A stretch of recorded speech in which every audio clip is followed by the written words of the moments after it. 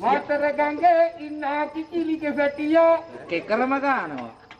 දෙල්ල සුදු තල්ලේ කොමර කැටියා යන්නේ නරි වාහන. ආරේ රුංගිටව ගන්න.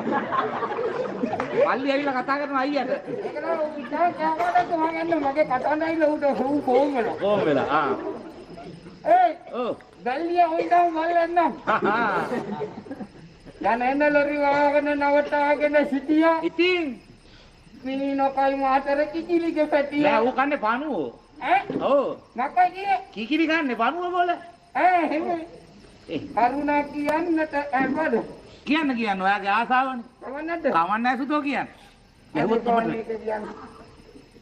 ඔව් අනේ. ඔව්. ඒ ළමයා නිදිමයි. හොඳ ඔබ බැඳගනි කුරුවා. ඔව් කොල්ල ගල් ගැහුවොත් මට වදින්නේ. ඒක තමයි උතේ ඔය තට්ටට පිළිවානෝ. ඔව්. දන්නේ. කොහමද බඩු?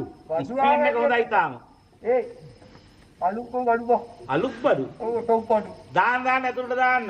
ආන්න හරි. ඔය ඕක මුරුද්දට යනවා. ඕක නවත්තන්න බෑ. පුතේ දැන් නියමයි. දැන් ඇනේ නෑ නේද? දැන් ඇනෙත් උතේ තලෙත් මුකුත් නෑ දැන් යන වෙනව තේරෙන්නේ. නේද කියන්නේ. පුතේ චූන්න කට්ටි. මේ උතේ. ඔව්. සම්මලයට ඉරා යන මොකද? සම්මලයට ඒ කාලේ මතක් කළා. දැන් හරි. දැන් තව එකක්